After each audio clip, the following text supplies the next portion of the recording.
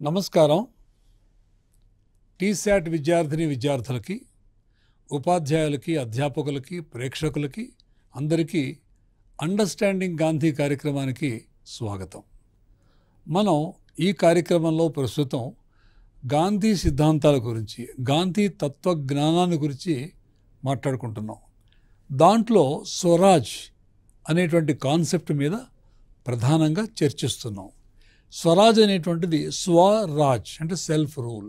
మనిషి తనను తాను నియంత్రించుకోవటం, తన యొక్క శరీరాన్ని, తన మేధస్సుని, తన మనస్సుని తన అధీనంలో ఉంచుకోవటం, పరిపరి విధాల పరిభ్రమించేటువంటి తన యొక్క భావాలని కంట్రోల్లో ఉంచుకోవటం, వీటి గురించి మాట్లాడుతున్నాం. తర్వాత గ్రామ స్వరాజ్ అనే కాన్సెప్ట్లోకి వచ్చినప్పుడు గ్రామాల్లో ఉండేటువంటి ప్రజలకి అన్న స్వావలంబన అంటే ఆహార భద్రత, వ్యవసాయ రంగంలో స్వావలంబన కావాలి, వస్త్ర స్వావలంబన కావాలి, తర్వాత గృహ స్వావలంబన కావాలి. ఈ పాయింట్స్ మనం చర్చిస్తూ ఉన్నాం. గృహ స్వావలంబన విషయంలో స్థానిక వనరులతోటి మన గృహాలు నిర్మించుకొని హాయిగా జీవించవచ్చు. అలా కాకుండా ఎక్కడెక్కడ నుంచో ఉండేటువంటి వస్తువులు తీసుకొచ్చి గృహాలు కట్టుకోవాలంటే అది చాలా కష్టమైన పని, అది సాధ్యపడేది కాదు. ఇవాళ గాంధీ గారి దృష్టిలో అసలు హౌసింగ్ అనేటువంటిది, గృహం అనేటువంటిది ఎలా ఉండాలో చూస్తున్నాం. ఇది బాపు కుటి, గాంధీ గారు నివసించినటువంటి ఇల్లు. ఇది సేవాగ్రామ్ ఆశ్రమంలో ఉన్నటువంటి ఇల్లు. దాన్ని మీకు పరిచయం చేస్తాను. సేవాగ్రామ్ ఆశ్రమంలో గాంధీ గారు భారతదేశంలో 3 ఆశ్రమాలు నెలకొల్పారు.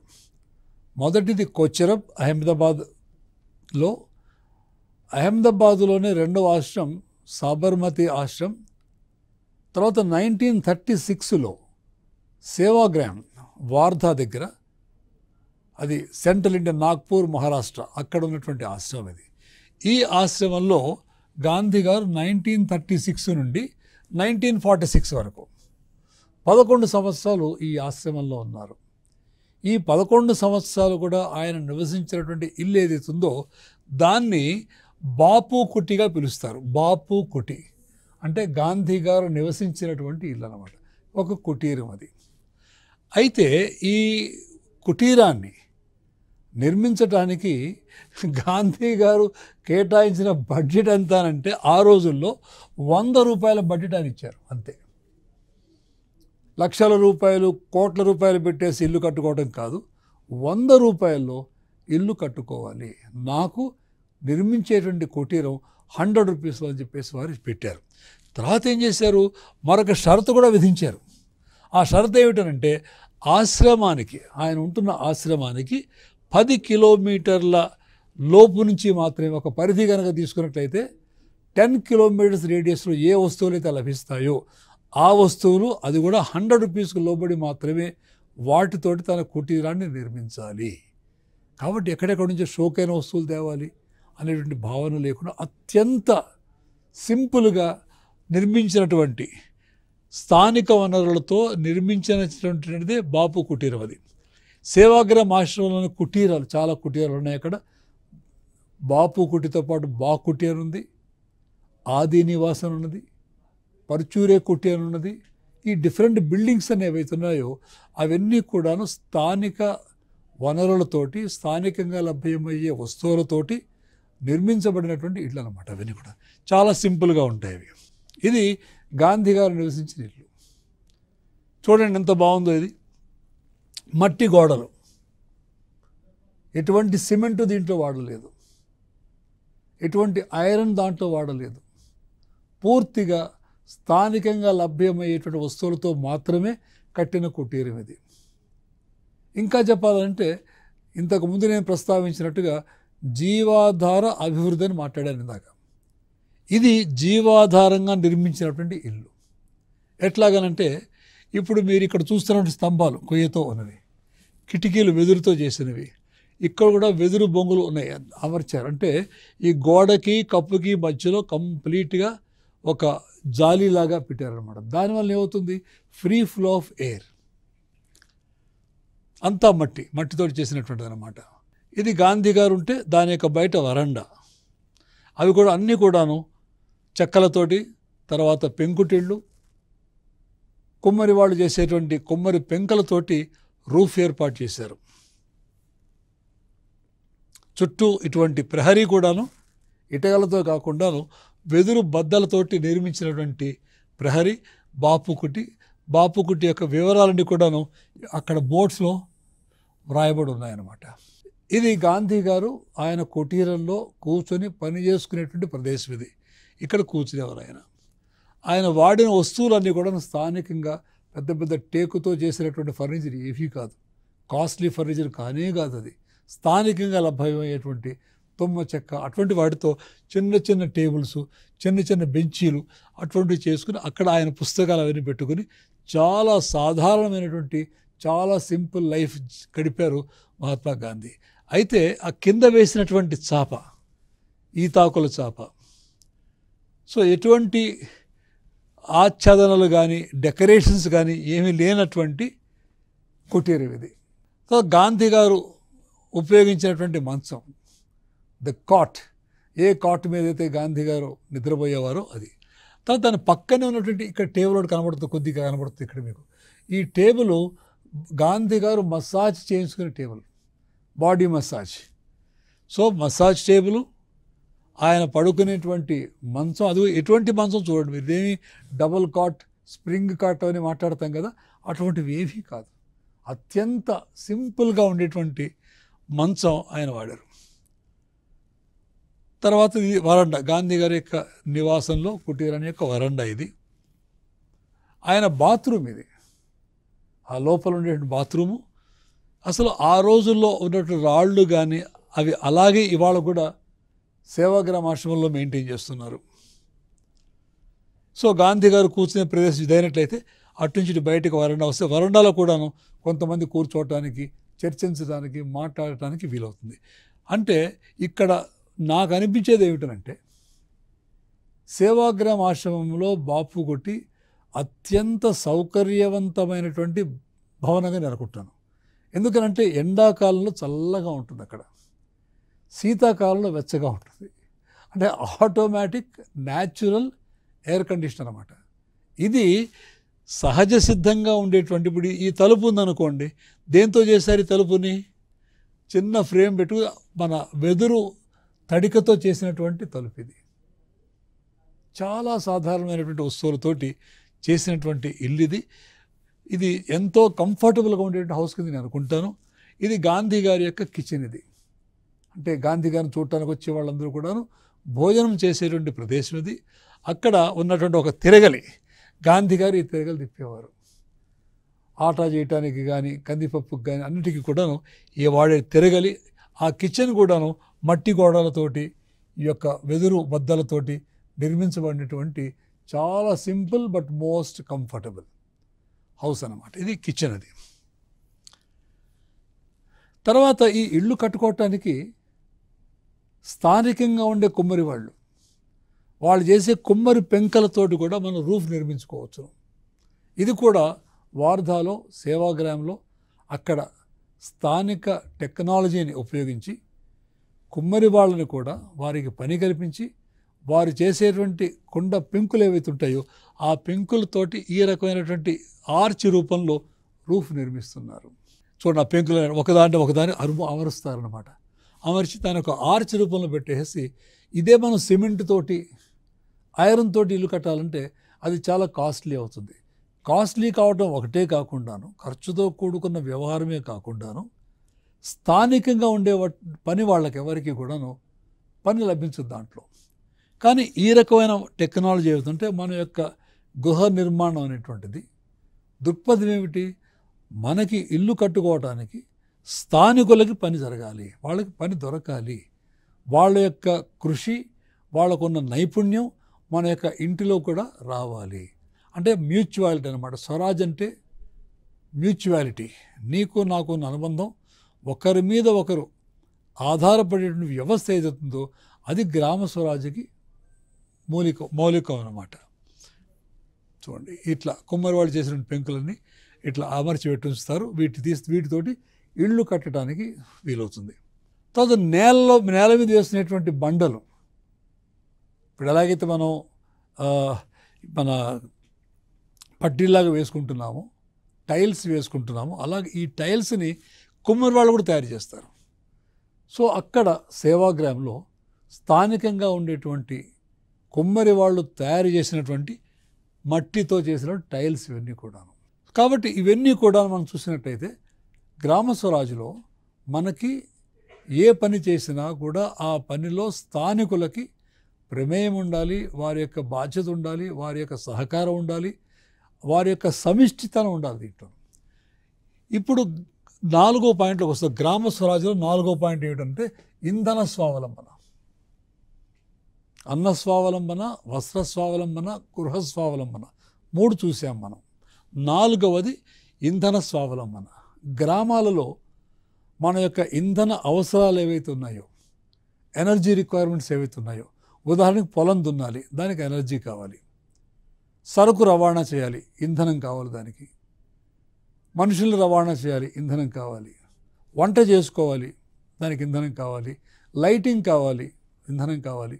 కాబట్టి గ్రామీణంలో ఉండేటువంటి రకరకాల అవసరాలకి, వ్యవసాయ అవసరాలు కానీ, కుటుంబ అవసరాలకు కానీ, లేక చేతి వృత్తుల వాళ్ళ అవసరాలకు కానీ ఎంత శక్తి కావాలో ఆ శక్తి గ్రామాలకి బయట నుంచి తెచ్చుకోవాలా, లేకపోతే గ్రామాల్లోనే మనం చేసుకోవచ్చునా? ఇది ప్రధానమైన ప్రశ్న. ఇది ఈ ఇంధన స్వావలంబన అనేటువంటిది గ్రామాలలో ఉండేటువంటి ఇంధన అవసరాలని అక్కడి వనరులతోటి తీర్చుకోవచ్చు. అటువంటి వనరులు, ఈ ఎనర్జీ ఇచ్చేటువంటి వనరులు గ్రామాల్లో పుష్కలంగా ఉన్నాయి. మనం వాటిని వాడుకోకుండా ఎక్కడో కొన్ని వందల వేల కిలోమీటర్ల దూరంలో ఎలక్ట్రిసిటీ ప్రొడ్యూస్ చేసి వైర్ల ద్వారా వాటిని గ్రామాల్లోకి తీసుకొచ్చి, నిజానికి అవసరం లేదు. గ్రామాలు ఇంధన విషయంలో సర్వ సమృద్ధి కలిగి ఉంటాయి, కలిగి ఉండగలవు. అక్కడ అంత ల్యాండ్ ఉన్నది, ఎనర్జీ రిక్వైర్మెంట్స్ అన్నీ కూడా ఫుల్ఫిల్ చేసుకోవచ్చు. అది వికేంద్రీకృత వ్యవస్థ. కానీ ఇవాళ ఉన్నటువంటి టెంపో ఏమిటనంటే అన్ని సెంట్రలైజ్ చేసేయాలనేటువంటిది. నిజానికి ఈ సెంట్రలైజేషన్ అనేటువంటిది దేశానికి, గ్రామాలకి చాలా ప్రమాదకరం. ఇప్పుడు మనం ఈ లోకల్గా ఉండేటువంటి బయోగ్యాస్ ద్వారా మన యొక్క ఇంధన వనరులను సమకూర్చుకోవచ్చు. పొగలేని పొయ్యిలు, అంటే మామూలుగా కట్టెలతో ఏదైతే పొయ్యిలు చేస్తున్నామో, ఇవాళ వాడేటువంటి కట్టెల పొయ్యిల యొక్క సామర్థ్యం 15% మాత్రమే. అంటే ఎంత క్యాలరిఫిక్ వాల్యూ, ఎంత ఎనర్జీ, ఎంత మంట జనరేట్ అవుతుందో, ఎంత శక్తి జనరేట్ అవుతుందో దాంట్లో 15% మాత్రమే అది ట్రాన్స్మిట్ అవుతుంది ఈ మనం వంట చేసుకోవటానికి వాటికి. మిగిలిన 85% వృధాకపోతుంది. అదే సైంటిఫిక్గా డిజైన్ చేసినటువంటి పొగలేని పొయ్యిల ద్వారా ఏంటి అవుతుందంటే దాంట్లో మనకి ఎక్కువ ఎనర్జీ, ఆ శక్తి ఏమవుతుందో అది గిన్నెలకు వెళ్ళి తొందరగా వంట చేసుకోవడానికి వీలవుతుంది. గ్రామాల్లో మనకి సౌరశక్తి కూడా అపారంగా లభిస్తుంది, సోలార్ ఎనర్జీ. ఎందుకనంటే భారతదేశం ట్రాపికల్ కంట్రీ, ఇక్కడ సౌరశక్తి, సూర్యరశ్మి పుష్కలంగా ఉంటుంది, దాన్ని మనం సరిగా ఉపయోగం చేసుకోవట్లేదు. అలాగే గాలి శక్తి, విండ్ ఎనర్జీ, విండ్ టర్బైన్స్ నడుపుకోవచ్చును, ఎనర్జీ జనరేట్ చేసుకోవచ్చును. ఇవన్నీ పుష్కలంగా నిరంతరం లభ్యమయ్యేవి, ఇవి అయిపోయేవి కాదు. తర్వాత పెట్రోల్, డీజిల్, గ్యాస్, బొగ్గు వంటి వాటిని కనుక వాడినట్లయితే ఇవన్నీ కూడా నాన్ రెన్యూవబుల్ ఎనర్జీ సోర్సెస్. అవి అంటే కొన్నాళ్ళ తర్వాత ఈ భూగర్భంలో ఉన్నటువంటి ఈ యొక్క పెట్రోలియం ఇవన్నీ కూడాను కొన్నాళ్ళకి అవి పూర్తిగా అంతరించిపోతాయి, ఖతమైపోతాయి. ఆ తర్వాత మరి ఈ యొక్క డీజిల్ కానీ, పెట్రోల్ కానీ, కిరసనాయిల్ కానీ కావాలంటే అవి ఎక్కడి నుంచి వస్తాయి మనకి? కాబట్టి దీర్ఘకాలంలో ఇవి పనికిరావు మనకి. పెట్రోల్, డీజిల్, న్యాచురల్ గ్యాస్ ఏదో అది కానీ, ఈ బొగ్గు కానీ ఇవన్నీ కూడాను మనకి అంతరించిపోయేటువంటి వనరులు. కాబట్టి వాటి మీద ఆధారపడటం సరైనటువంటి పాలసీ కాదది. కాబట్టి గ్రామాలలో పుష్కలంగా ఉండేటువంటి ఈ ఆల్టర్నేటివ్ ఎనర్జీ సోర్సెస్ ఏవైతే ఉన్నాయో, రెన్యూవబుల్ సోర్స్ ఆఫ్ ఎనర్జీ ఏవైతే ఉన్నాయో వాటిని వినియోగించి మన ఇంధన అవసరాలు తీర్చుకోవాలి. అది ఒక ముఖ్యమైనటువంటి అంశం గ్రామ స్వరాజ్లో. ఇవి పొగలేని పొయ్యని చెప్పాను కదా, గ్రామాలలో గవర్నమెంట్ ద్వారా కూడా ఇటువంటి పొగలేని పొయ్యల్ని, ఇది పోర్టబుల్ పొగలేని పొయ్యి, అంటే ఇక్కడ పెట్టి వాడుకోవచ్చు, లేకపోతే ఇంకో చోటు తీసుకోవచ్చు. ఇది ఒక రకం. ఇది మరికొన్ని రకాలు ఏమిటంటే ఫిక్స్డ్గా పెట్టేసి దాన్ని ఒక 2 బర్తన్స్ వంట చేసుకోవడానికి వీలుగా పెట్టి ఒక గొట్టం పైకి పెట్టేసినట్టయితే ఆటోమేటిక్ డ్రాట్, ఈ వేడికి ఈ పొగంతా కూడా బయటికి వెళ్ళిపోతుంది పైకి. ఇది పొగలేని పొయ్యిలు. తర్వాత సౌరశక్తితోటి మనం నీటి పంపింగ్ చేసుకోవచ్చును, సౌరశక్తితోటి మనం లైటింగ్ చేసుకోవచ్చును, తర్వాత మనం రిఫ్రిజిరేటర్ నడుపుకోవచ్చును కావాలనుకుంటేను. అనేక రకాలైనటువంటి ఎలక్ట్రిక్ ఉపకరణాలను కూడా వాడుకోవడానికి మనకి సౌరశక్తి పనికొస్తుంది. సో బయోగ్యాస్ ప్లాంట్స్ అంటే ఆవులు, గేదెలు, ఇతర పశువులు వేసేటువంటి పేడతోటి, ఇతర వ్యవసాయ వ్యర్థాలతోటి వాటిని మనం ఎనరబిక్ డైజెషన్ అంటే ఆక్సిజన్ లేని వాతావరణంలో వాటిని కొళ్ళనిచ్చి బ్యాక్టీరియల్ యాక్షన్ ద్వారా దాని నుంచి మిథేన్ గ్యాస్ వెలువడుతుంది. ఆ మిథేన్ గ్యాస్కి మండే లక్షణం ఉంది. దాంతో మనం వంట చేసుకోవటానికి, లైటింగ్కి, ఇంకా ఒక డీజిల్ ఇంజన్ని నడపడానికి కూడా అది పనికొస్తుంది. డీజిల్ ఇంజిన్ నడిపిన తర్వాత దాంతో ఒక టర్బైన్ ఒక జనరేటర్ని కూడా దానికి అటాచ్ చేసి మనం ఎలక్ట్రిసిటీ కూడా ఉత్పత్తి చేసుకోవచ్చు. అంటే ఇవాళ నేను మాట్లాడే విషయంలో గ్రామాల్లో ఎలక్ట్రిసిటీ వద్దని కాదని చెప్తుంది. గ్రామాలలో ఎలక్ట్రిసిటీని ప్రత్యామ్నాయంగా ఎలా తయారు చేసుకోవచ్చు గ్రామంలో ఉన్నటువంటి వనరులతోటి. అలాగే గ్యాసిఫైర్స్ ఉంది. గ్యాసిఫైర్స్ అంటే ఇప్పుడు ఏవైతే మనకి ఎనర్జీ ప్లాంటేషన్స్ అని పెడతారు, మొక్కల్లో కొన్ని మొక్కలకి ఎనర్జీ ఎక్కువగా ఇచ్చే లక్షణాలు ఉన్నాయి. అటువంటి మొక్కల్ని చక్కగా కొమ్మల్ని కట్ చేసి వాటిని గ్యాసిఫైర్ అంటే ఒక యంత్రాలు వేసి దాని నుంచి కార్బన్ మోనాక్సైడ్ ఉత్పత్తి చేస్తారు. దానికి కూడా మండే గుణం ఉంది.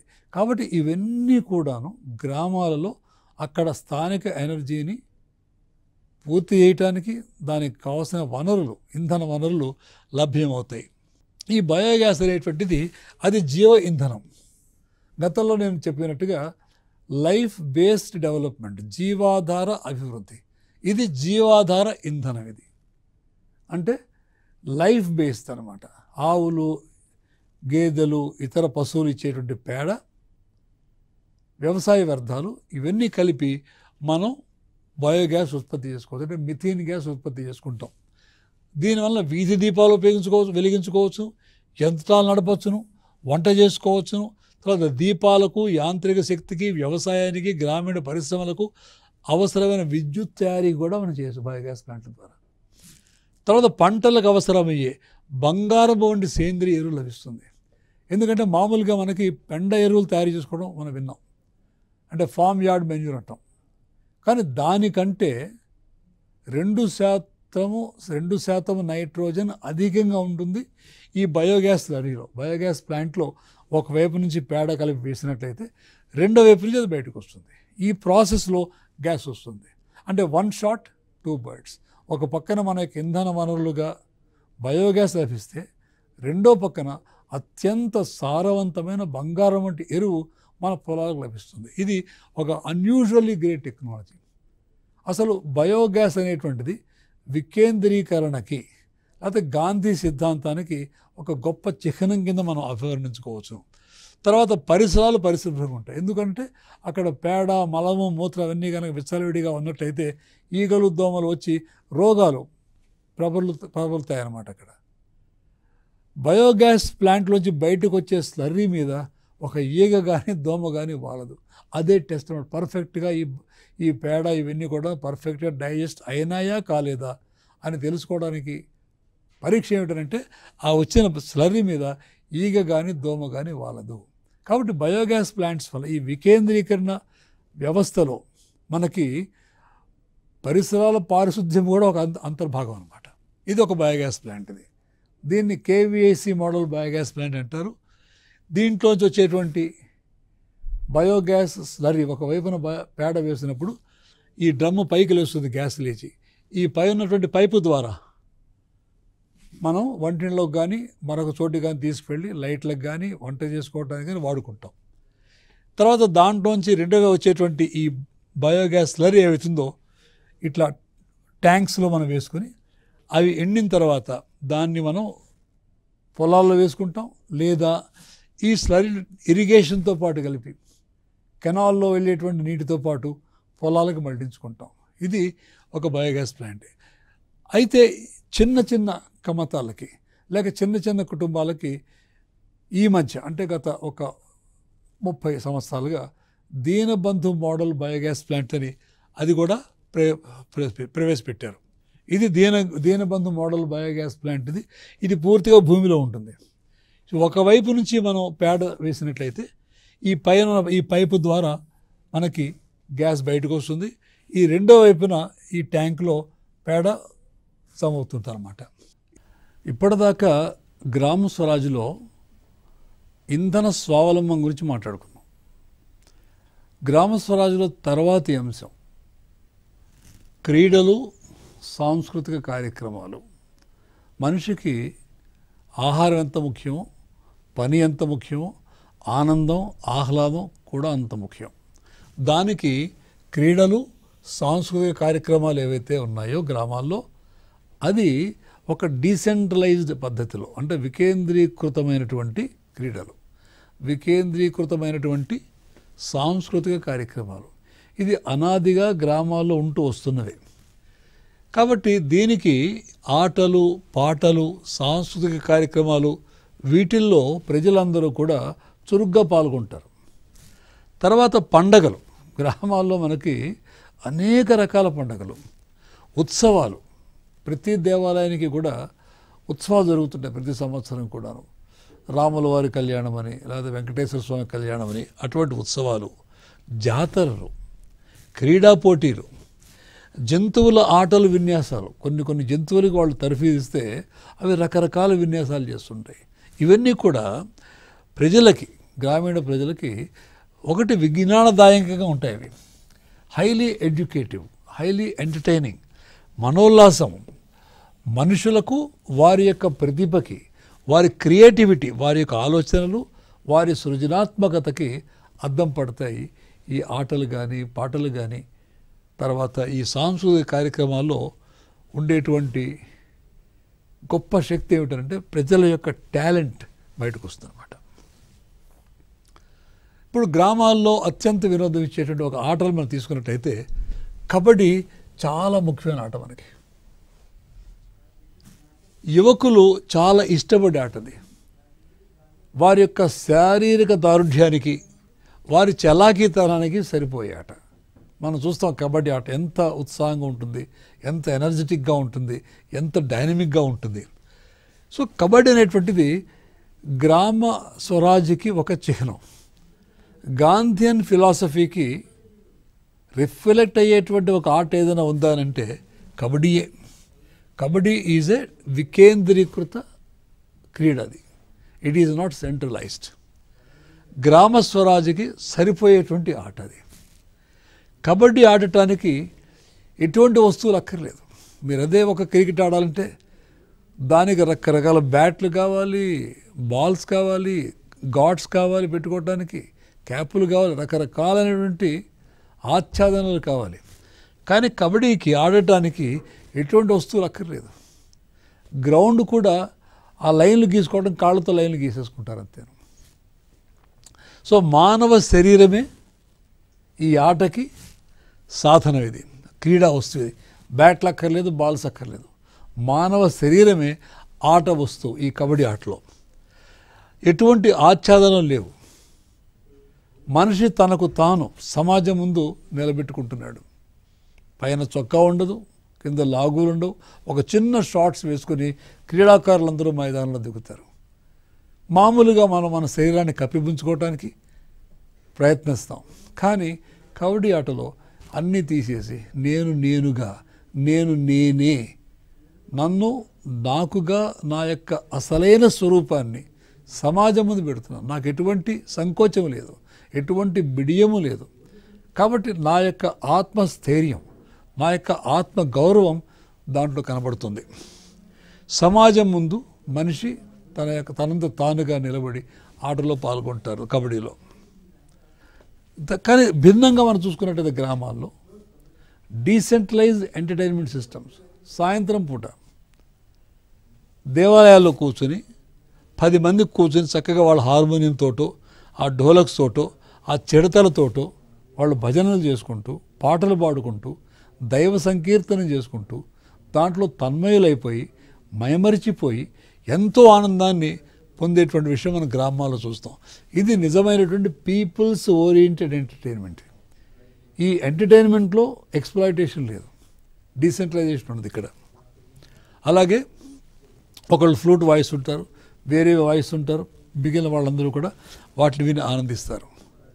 అలాగే గ్రామాల్లో హరికథలు, బుర్రకథలు, యక్షగానాలు, అలాగే రకరకాలైనటువంటి మాధ్యమాల ద్వారా, కల్చరల్ ప్రోగ్రామ్స్ ద్వారా వారు ఎంతో చక్కటి ఎంటర్టైన్మెంట్. కానీ ఒకటి మనం గమనించాల్సింది ఏమిటంటే, గ్రామీణంలో ఈ కార్యక్రమాల్లో సమిష్టిగా ఆడే ఆటలు పాటలు వాటిలో అందరూ పాల్గొంటారు. క్రికెట్ చూస్తాం మనం, కానీ గ్రామాల్లో ఉండేటువంటి ఆటలు అందరూ ఆడతారు, పాడతారు, ఇన్వాల్వ్ అవుతారు. There is involvement of people అనమాట. ఇలా సమిష్టిగా అందరూ కలిసి డోల్స్ వాయించడం కానివ్వండి, బాకాలు ఊదడం కానివ్వండి, ఇతర మ్యూజికల్ ఇన్స్ట్రుమెంట్స్ వాయించడం కానివ్వండి, ఇది ఆనందానికి చిహ్నం, వికేంద్రీకరణకు చిహ్నం. ఇది మనకి కావాల్సినటువంటి వ్యవస్థ. ఏ వ్యవస్థ అయినా కూడా కేంద్రీకృతమైనట్లయితే అది దోపిడీకి దారితీస్తుంది, వయలెన్స్కి దారితీస్తుంది. కాబట్టి we have to go for decentralise systems in every sphere of life. మన జీవితంలో ప్రతి అంశంలో కూడాను వీ షుడ్ గో ఫర్ వికేంద్రీకృతమైనటువంటి వ్యవస్థలనే మనం తీసుకోవాలి. ఇది అస్సాంలో ఆ ప్రాంతాల్లో లేడీస్ అందరూ సామూహికంగా పాడేటువంటి పాటలు, డ్యాన్సులు. అలాగే పంజాబ్లో కూడాను సామూహికంగా భాంగడా నృత్యాలు చేస్తారు. తర్వాత కోలాటం, ఎంత అద్భుతమైనటువంటి కోలాటం. ఆ కోలాటం ఆడుతున్నప్పుడు ఆడేవాళ్ళకి ఆనందం, చూసేవాళ్ళకి ఆనందం. దాంట్లో ఎంత టాలెంట్ ఉంటుంది, ఎంత స్కిల్ ఉంటున్నది. ఒక జడలాగా కట్టి జడ అల్లుతారు కోలాటం ఆడుతూను. ఆ జడని మళ్ళీ కోలాటం ఆడుతూ విప్పదీస్తారు. చాలా గొప్ప నైపుణ్యం అది. సో ఇది మనం చూసినప్పుడు మన హృదయాలు పరవశించిపోతాయి, తాదాత్మ్యం చెందుతాం. కాబట్టి ఇది లీడర్షిప్ అన్నమాట. ఒక కమ్యూనిటీని ఆర్గనైజ్ చేసి సమిష్టిగా అందరూ ఒక పనిని కరెక్ట్గా చేయటం. ఇది జలతరంగిణి, కప్పులో నీళ్లు పోసి వాయిస్తూ ఎంతో చక్కటి మ్యూజిక్ని ప్రొడ్యూస్ చేస్తారు. దీనికి ఏమి కొన్ని లక్షల రూపాయలు, కోట్ల రూపాయలు అవసరం లేదు మ్యూజిక్లోను. సో సాధారణంగా స్థానికంగా ఉండేటువంటి చిన్న చిన్న వస్తువుల ద్వారా చక్కటి మ్యూజిక్ని చేసుకుని ఆనందిస్తారు. అలాగే ఈ నృత్యాల్లో కూడాను ఎవరైతే గ్రామాల్లో ఇటువంటి నృత్యాల్లో పాల్గొంటుంటారో వాళ్ళ శరీరాలు ఎంత ఆరోగ్యకరంగా ఉన్నాయి, ఎక్కడ 1 ఇంచ్ ఫ్యాట్ వాళ్ళ శరీరాలు లేదనమాట. కాబట్టి ఈ యొక్క డ్యాన్సెస్ కానివ్వండి, లేకపోతే పాటలు కానివ్వండి, కబడ్డీ వంటి ఆటలు కానివ్వండి, ఇతరత్ర ఆటలు కానీ, ఇవన్నీ కూడాను గ్రామీణుల యొక్క ఆరోగ్యానికి పనికొస్తున్నాయి, వారి యొక్క ఆనందానికి, వారి ఆహ్లాదానికి, వారి సమిష్టి కృషికి నిదర్శనం. అంటే ఈ ప్రజలని సమిష్టిగా కలిపి ఉంచేవి ఈ క్రీడా కార్యక్రమాలు, వారిని సమిష్టిగా ఉంచేవి ఈ సాంస్కృతిక కార్యకలాపాలు. అలాగే హరికథలు, దేవాలయాల్లో అనాదిగా మనకి హరికథలు. దాని పక్కన ఒకళ్ళు డోలు వాయించేవాళ్ళు, ఒక వయలిన్ వాయించేవారు. ఇట్లాగా స్థానికంగా కోఆర్డినేట్ చేసుకుంటూ ఈ హరికథల ద్వారా, బుర్రకథల ద్వారా, ఇతర కల్చరల్ ఫామ్స్ ద్వారా ఒక భగవంతుని పూజించటము అంతేకాకుండా సమాజానికి అవసరమైనటువంటి సందేశాత్మకమైనటువంటి మెసేజెస్ని, సమాజానికి ఉపయోగపడేటువంటి మెసేజెస్ని కూడాను మనం దీంట్లో చూస్తుంటాం. మరొక కల్చరల్ ఫామ్ గ్రామాల్లో, అలాగే స్పోర్ట్స్లో కూడాను కబడ్డీ గురించి మాట్లాడాను. అలాగే జంతువులతో కలిసి గ్రామాల్లో జంతువులు మనుషులు వేరువేరుగా కాదు, it's all one family. So జంతువులతో కూడా వాటిని ఆడించటం, వాటితో పాటు కొన్ని కార్యకలాపాలు చేయటం, వాటితో కొన్ని క్రీడల నుండి విన్యాసాలు కానీ చేయించడం, ఇవన్నీ కూడాను మనుషుల యొక్క ఆరోగ్యానికి, ఆనందానికి కూడా దోహదపడుతుంది. అలాగే డీసెంట్రలైజ్, ఎక్కడికక్కడ బెల్లం తయారు చేయటం చెరుకు ఉన్న చోట, తర్వాత చెప్పులు కుట్టేటువంటి డీసెంట్రలైజ్డ్ మెకానిజం అనమాట. అక్కడ స్థానికంగా ఒక వ్యక్తి తన సర్వీసెస్ వేరే వాళ్ళకి ఇవ్వటం.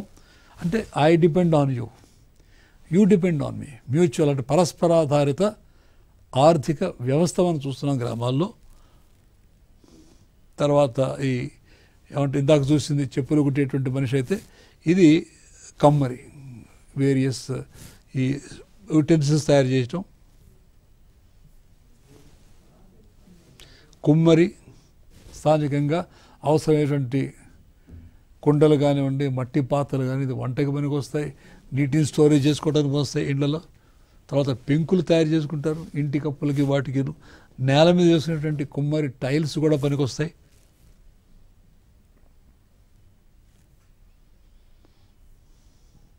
తర్వాత దారం తీయటం, స్థానికంగా చెరక, ఇది అమ్మరి చెరక. ఇది దారం తీసి మగ్గాల మీద నేసి గ్రామాల్లో మనకు కావాల్సిన బట్ట తయారు చేసుకోవడానికి అది వీలవుతుంది.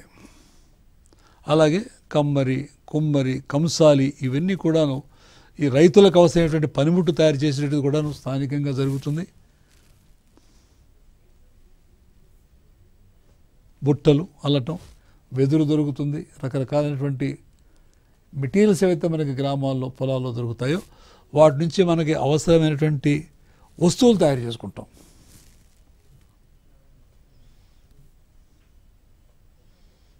ఇది మన ఊదు బత్తీలాగానే గ్రామాల్లో తయారు చేసుకుని వీటిని అంటించినట్లయితే పొగతోటి ఈ దోమలు అవన్నీ రాకుండా ఉంటుంది. పరిసరాల యొక్క పరిశుభ్రతకి దోహదపడుతుంది. తర్వాత మనం గ్రామాల్లో పళ్ళప్పొడి కాకుండా లేకపోతే టూత్పేస్ట్లో కాకుండా మన వేపపూలు వాడుకుంటాం మన యొక్క దంతాల దీనికి సాఫ్ చేసుకోవటానికి. కానీ ఇది కాకుండా ఇప్పుడు మనం పేస్ట్లో ఎక్కువ వాడటం అది ఉపయోగం లేదు నిజానికి. అలాగే స్థానికంగా లభించే ఆహార పదార్థాలు తేగలు కావచ్చును, ఈ ముంజలు కావచ్చును, ఎంతో రుచికరమైనవి, ఎంతో ఆరోగ్యానికి దోహదపడేటువంటివి. సో ఇవిని కనుక మనం తీసుకొచ్చినట్లయితే దీనికి ఈఎఫ్ షూమేకర్ గాంధీ గారి యొక్క ఫిలాసఫీని ఆమోదించి అమలు చేసిన ఒక మహానుభావుడు ఇంగ్లాండ్ నుంచి. హీ రోట్ ఏ బుక్ అన్నమాట, small is beautiful, study of economics as if people mattered. Economics అనేటువంటిది, ఆర్థిక శాస్త్రం అనేటువంటిది లాభాల కోసం కొంతమంది క్యాపిటలిస్టులకి వాళ్ళకి దోహదపడేది అలాగా కాకుండాను ప్రజలని సెంట్రల్ స్టేజ్ మీద పెట్టి ప్రజల కోసం ఉండేటువంటి ఆర్థిక వ్యవస్థ, అది స్మాల్ ఈజ్ బ్యూటిఫుల్. ఒక one of the most famous books ఆయన రాశారు, Gandhi in economics, EF Schumacher అనేటువంటి ఆయన. కాబట్టి గ్రామాల్లోని ఆర్థిక వ్యవస్థ, క్రీడా వ్యవస్థ, సాంస్కృతిక కార్యకలాపాలు ఇవన్నీ కూడాను డీసెంట్రలైజ్గా ఉండాలి. దీని తర్వాత మరిన్ని విషయాలు వచ్చే ఎపిసోడ్లో తెలుసుకుంటాం. నమస్కారం.